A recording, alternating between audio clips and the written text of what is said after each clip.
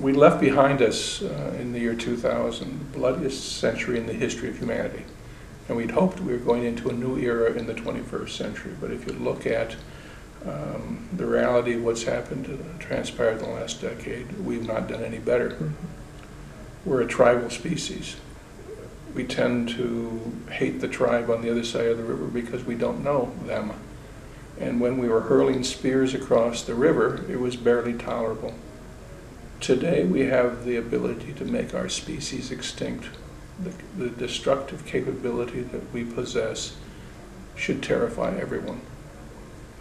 We've got to give these children, this next generation, a new skill set. The world is changing so rapidly that the skills that they require to succeed and prosper in this new world are different from the skill set we developed.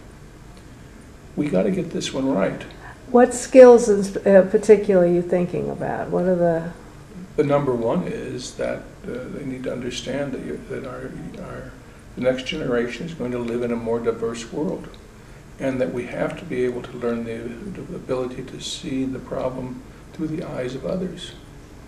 You know, one of the things that we do at my university is we have a group of global virtual faculty who come in online with our campus-based faculty, and what we're trying to do is, you know, to introduce them to the idea that where you sit in this globe of ours influences how you view the world and how you view situations.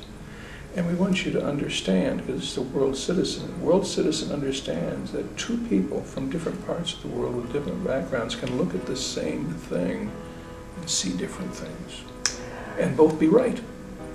If you can bring people together, young people together, on equal footing, and develop experiences to destroy stereotypes, and get them working together on a problem, a common problem, walls fall down.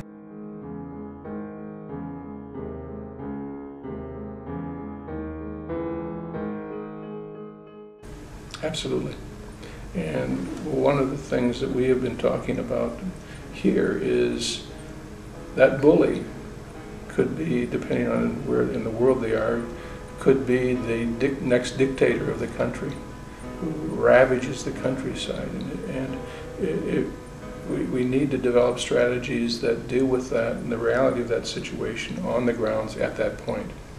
But teachers don't have the skill set, and sometimes teachers don't recognize it. The South African on your panel said, "We have to give voice to the victim." There were some great phrases in that panel we did. One that resonated with me particularly was in the use of different use of the term voice. But they said if regions and countries after catastrophes, after devastation, try to create a national voice, it can only be created with diverse narratives. And you have to let people speak, to speak the horror that they've experienced, to bring out the best. The tweet said, "As you grow your branches, you reevaluate your roots." Yeah. Which I wrote down because I thought that was very insightful. Very insightful.